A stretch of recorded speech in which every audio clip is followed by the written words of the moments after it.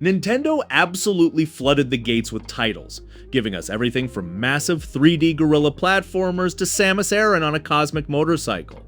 But with so many games screaming for your attention, figuring out where to actually start is a total nightmare. That's why we're cutting through the noise to give you the 10 absolute essentials you need to play first.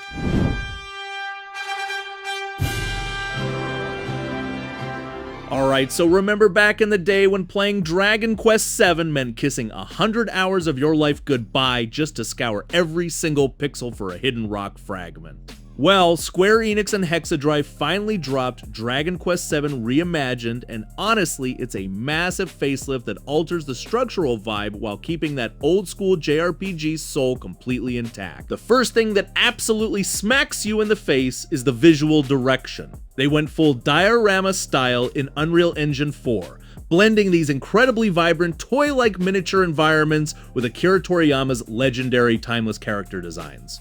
It looks gorgeous, especially when the camera sweeps dramatically during battle animations, but the real star of the show here is the new moonlighting mechanic. Instead of grinding out a single job until you're gray and old, you can actually dual class 2 vocations at the exact same time. Want to mix martial arts with heavy magical support perks without halting your character progression? Go right ahead, the game actively rewards you for getting weird with your party builds. That said, it's not all sunshine and rainbows. If you're a hardcore purist, you might cringe a bit at how streamlined the narrative got, and they straight up axed features like the classic Haven and the massive casino mini-games outside of Lucky Panel, replacing them with a basic battle arena. Plus, the new difficulty slider feels a bit wonky, and the quest markers are so aggressively helpful they practically grab your hand and drag you through every single mystery, killing a bit of that old school exploration magic. You're also still stuck with that repetitive loop of visiting the exact same islands in the past and then immediately again in the present, which can feel a bit like Groundhog Day with a side of slime monsters. But even with some stiff cutscene animations and music tracks that repeat just a few too many times, there is something deeply charming about running around as a bright-eyed fisherman's son trying to prove there's a world beyond his tiny home island. It's a meaty, modernized JRPG monolith that respects your time way more than the original ever did, making it the perfect entry point if you've been intimidated by the series' legendary length. On the crime scene. Capcom is back at it again with Resident Evil Requiem, and man, this project had one heck of a wild identity crisis behind the scenes before it ever saw the light of day.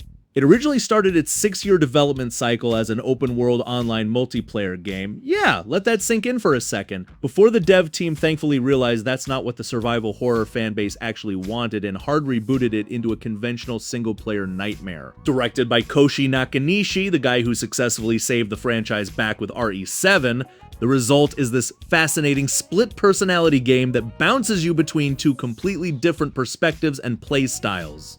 On one side, you have FBI analyst Grace Ashcroft, who happens to be the daughter of Alyssa from the old Resident Evil Outbreak games, investigating a creepy derelict hotel. Her chapters are pure, unadulterated, classic survival horror played entirely in the first-person perspective. You're dealing with incredibly tight inventory management, severely limited resources, and a terrifyingly massive mutant named Marie who stalks you through corridors like an aggressive mutated ex-girlfriend. But just when you start getting used to the claustrophobia, the game flips the script entirely, shifts into a traditional third-person camera, and hands you control of a visibly older, gloriously grizzled Leon S. Kennedy. Leon's segments play like a high-stakes action movie where resources are way more abundant, allowing you to pull off satisfying physical takedowns, pick up dropped enemy weapons, and manage the durability of a sweet new parrying hatchet. The plot takes place in late 2026, dealing with a lingering viral mutation known as Raccoon City Syndrome, and while the constant tonal whiplash between first-person dread and third-person action might trip some players up initially, the atmosphere is top-tier Capcom. It manages to bridge the gap between two different eras of the franchise beautifully, proving they still know exactly how to serve up both old-school panic attacks and blockbuster zombie-slaying fun without missing a single beat. The visual presentation on the RE engine looks terrifyingly crisp, showing off every single drop of sweat on Leon's aging face and the disgusting detail of the mutated environment. You genuinely feel the desperation when playing as Grace, counting every single handgun bullet, only to immediately transition into Leon and start treating the zombie horde like a personal canvas for your tactical knife skills. It's an absolute roller coaster that shouldn't work on paper, but Capcom absolutely sticks the landing. Nestled in the grass is Bulbasaur. Next up, let's talk about Pokémon Pokopia, which might just be the most bizarrely brilliant spin-off the franchise has ever greenlit. And honestly, nobody saw it coming.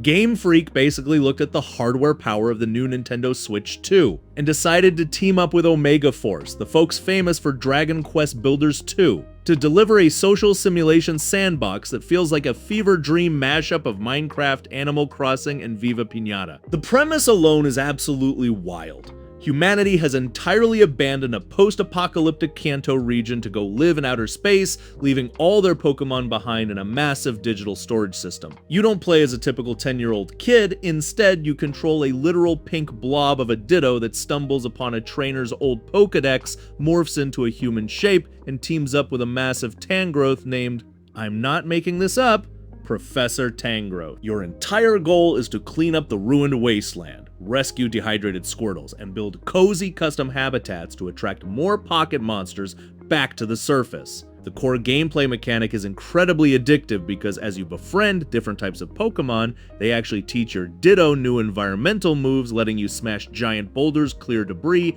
and water dead plants to watch the world bloom in real time. It currently sits as the highest rated Pokemon game on Metacritic in ages, and it deserves it. Sure, there are some minor precision nitpicks when you're trying to place down blocks or fencing perfectly, but watching your customizable Ditto waddle around with its little blobby pink hands while turning a dead planet into a thriving monster paradise hits all the right comfort game notes. It sold absolute gangbusters right out of the gate for a reason, proving that stepping away from the tired gym badge formula can result in something truly magical, even if it means you're technically playing a game about a homeless pink blob doing planetary landscaping. The progression feels incredibly rewarding, constantly giving you new blueprints and unlocking hidden areas of the map that make you want to stay up until 3 AM, just to see what kind of rare monster will wander into the park you just built. It's got that classic just one more turn hook that makes it impossible to put down.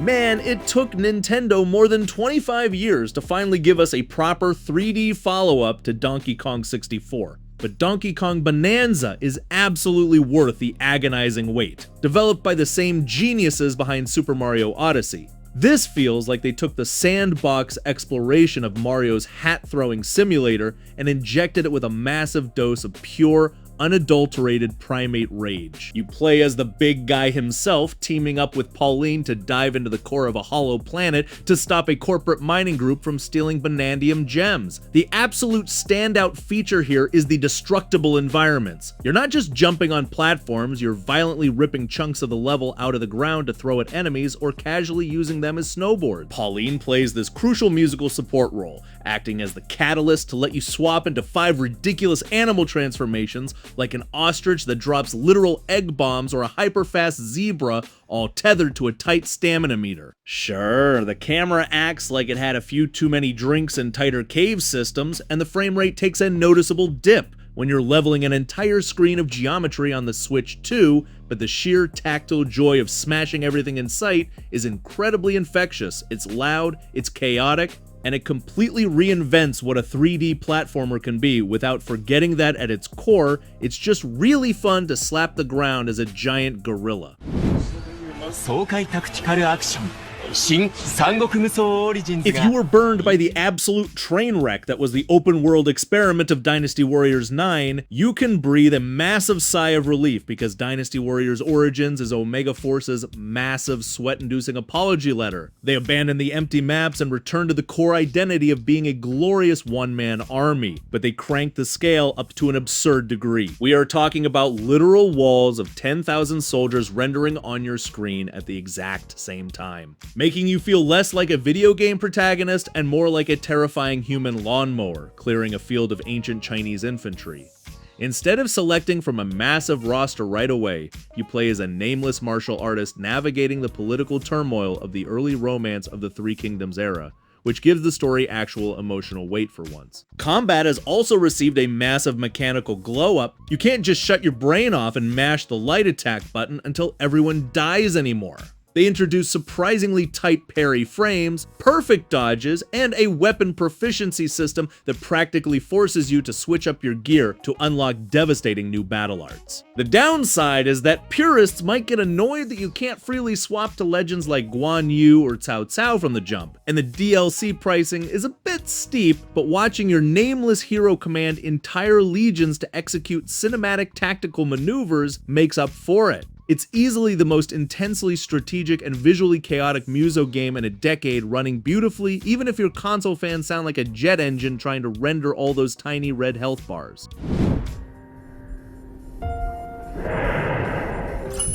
After what felt like a lifetime of vague trailers and indefinite delays that had everyone convinced it was vaporware, Capcom finally unleashed Pragmata, and it is easily one of the most mechanically fascinating sci-fi games to drop this generation. Running on a highly tuned version of the RE engine, the game drops you onto an isolated lunar research facility as an armored spacefarer named Hugh Williams, who is stuck playing the ultimate high-stakes bodyguard to a mysterious android girl named Diana. Your goal is to survive a hostile rogue artificial intelligence named Idus, and the entire gameplay revolves around a highly symbiotic relationship between Hugh's heavy tactical gunplay and Diana's real-time hacking abilities. While Hugh is busy managing recoil, swapping out modules, and fending off horrifying erratic robotic threats, you're actively directing Diana to disrupt the environment, turn enemy turrets against them, or open escape routes. It owes a surprising amount to tactical stealth shooters, forcing you to think about spacing and resource allocation rather than just going in guns blazing. The storytelling leans hard into that weird, surreal Capcom charm, like you're trying to unravel a terrifying corporate AI conspiracy while also dealing with the fact that your companion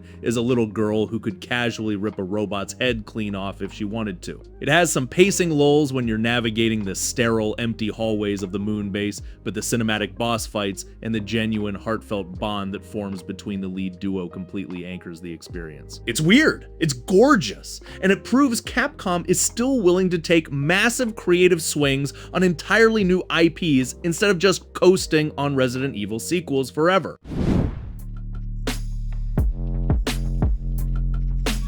If you thought Remake was a massive flex, Final Fantasy VII Rebirth is Square Enix basically taking the entire concept of a JRPG and cranking the throttle until the engine explodes. They took the linear, nostalgic comfort blanket of the 1997 original and violently stretched it out into a staggeringly massive, breathtakingly gorgeous open world divided into gigantic, distinct zones that will absolutely consume 2 months of your life if you aren't careful. The biggest victory here is easily the combat evolution, which somehow manages to blend real-time action with tactical menu pausing even better than before by introducing synergy skills and abilities.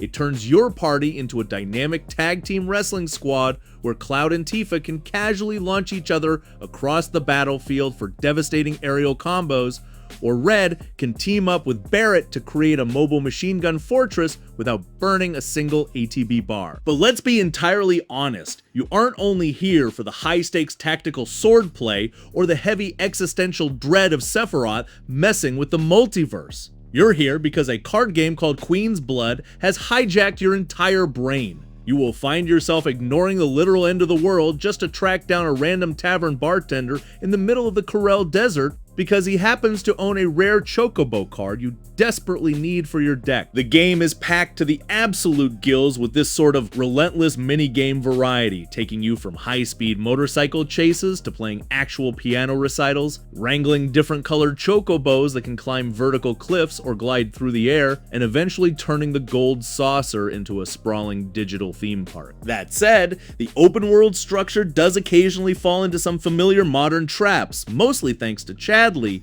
who will not stop calling your wristcom every 5 seconds to remind you to scan another glowing livestream rock, making you wish you could mute his digital face permanently. And yes, the ending is an absolute mind meld of timeline shenanigans that will leave you arguing on Reddit until 4 AM. But when you're riding a Segway around a sunny resort town as a giant eco-terrorist with a gun for an arm, all those minor pacing issues just melt away into pure, unfiltered video game magic that redefines what a remake can actually accomplish. 2020. In the once peaceful capital, a sinister Atlus finally dug into their deepest vaults to resurrect one of the weirdest, coolest hidden gems from the PS2 era. And Raidou Remastered, The Mystery of the Soulless Army, proves that 1930s supernatural noir detective vibes never actually go out of style. You play as Raidou Kuzunoha XIV, a quiet high schooler who dresses like a high-fashion military officer, carries a demon-slaying katana, and moonlights as a supernatural investigator alongside a talking green-eyed cat named Goto. The biggest selling point of this remaster is the complete architectural overhaul of the combat system, which thankfully bends the incredibly stiff, clunky hacking and slashing of the 2006 original in favor of fluid modern action RPG real-time skirmishes. You can now seamlessly string together rapid sword strikes, fire elemental bullets from your revolver, and command 2 independent demons on the field at the exact same time from a roster of over 120 mythical entities. The real mechanical joy, though, comes from the investigation segments where you use your demon's specific field skills to solve cases, like using a pagan order demon to literally read a suspicious NPC's mind, or letting a Volt demon flash a spark of electricity to reveal hidden clues in a dark alleyway. Atlus also mercifully stripped out the archaic random encounter system, allowing you to actually choose your battles instead of getting jumped by a pixelated goblin every 3 steps while you're just trying to walk through historical Tokyo. The game constantly bounces you between the bustling, sunny Taisho-era streets and the eerie neon-tinged dark realm, all backed by a beautifully remixed jazz fusion soundtrack that will absolutely live rent-free in your head. The one major caveat that might rub old-school purists the wrong way is that the developers went a bit too hard on the quality of life updates, plastering aggressive objective markers all over the map that effectively sand down the organic, brain-teasing detective work that made the original so satisfyingly cryptic. It turns what used to be a genuine deduction puzzle into a cosmic game of follow the waypoint. Still, between the gorgeous new high-definition environments, expanded 3D spaces, and full voice acting, this remaster stands as an absolute masterclass in how to modernize a cult classic without losing its distinct, jazzy eccentricity. Power beam, which can shoot rapid fire or charged.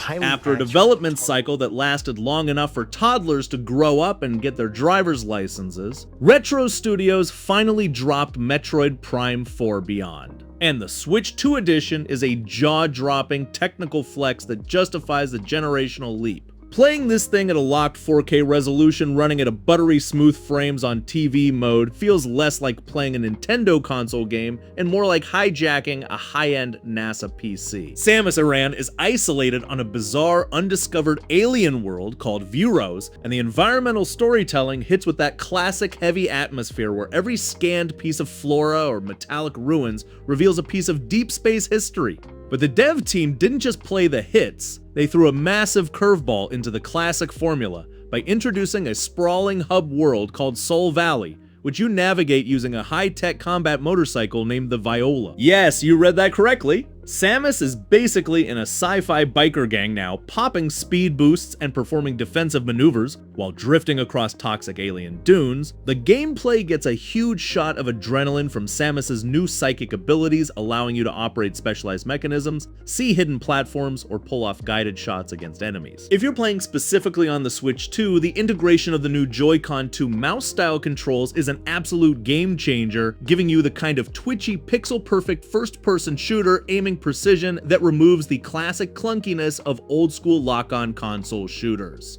The Morph Ball puzzles also return with a vengeance, taking full advantage of a hyper-reactive physics engine that makes navigating tight, dangerous pipes feel incredibly satisfying. The only real speed bump here is that the sections where you're forced to cooperate with generic Galactic Federation soldiers can occasionally bog down the pacing, turning what should be a lonely, terrifying atmospheric trek into a loud, crowded military shooter for brief stretches. But the moment the game cuts you loose to confront your longtime rival Psylux, while the HDR support makes the neon glow of your arm cannon explode off the screen, you realize Retro Studios hasn't lost their touch for a single second. VR wings. We've got a job to do, Star Fox. We're gonna take the At system last, back from Nintendo it. let Fox McCloud out of the basement, but in typical Nintendo fashion, they decided to tell the exact same story for the 5th time. Yes, Star Fox, developed by Vilance Studios, is technically another remake of Star Fox 64, but playing this exclusive on the Nintendo Switch 2 feels less like a lazy cash grab and more like a jaw-dropping cinematic tech demo. Right out of the gate, it slams you with some of the most stunning visuals Nintendo has ever pushed, trading the classic blocky polygons for hyper-realistic animal designs, complete with actual bird talons on Falco and gorgeous space backdrops that look straight out of a big-budget sci-fi film. But the real game changer here is how they re-engineered the controls. If you're tired of traditional analog sticks, you can use the new Joy-Con 2-mouse targeting, which lets you steer and aim with the kind of twitchy, PC-level precision that breaks your built-in 90s muscle memory. And if a friend is over, you can jump into a chaotic co-op mode where one person plays designated driver while the other frantically handles the guns like a stressed-out Millennium Falcon turret operator. They even put some actual love into the vehicular black sheep of the original, giving the Landmaster a much heavier, satisfying tank-like heft, and turning the submarine Blue Marine levels into distinct physics-based underwater gauntlets instead of just an R-Wing with a scuba suit. The narrative also gets a surprisingly mature facelift, transforming Fox from a static, one-lining cool guy into an angsty, inexperienced pilot, desperately trying to escape his dad's massive legacy shadow, backed by fully animated, highly expressive cockpit portraits that react invisible horror if you accidentally blow up. That said, if you're looking for a ton of brand new planets to explore, you might be a little bummed to find the stage layouts are practically identical to a game you probably memorized 30 years ago, and the 3-map multiplayer mode feels a bit light on content. But when the orchestra kicks in and you're executing a flawlessly timed barrel roll to avoid a cybernetic Andross brain that is actively threatening to burn the Lylat system, it's hard to care. It's an incredibly polished, gorgeous rail shooter revival that proves there is still plenty of juice left in this old R-Wing's engine, even if Slippy Toad is still legally required to panic every 3 minutes. Okay everyone, thanks so much for watching. If you liked that video, please leave a like and subscribe, and ring the bell if you want to get notified when we release new content. We hope to see you in the next video.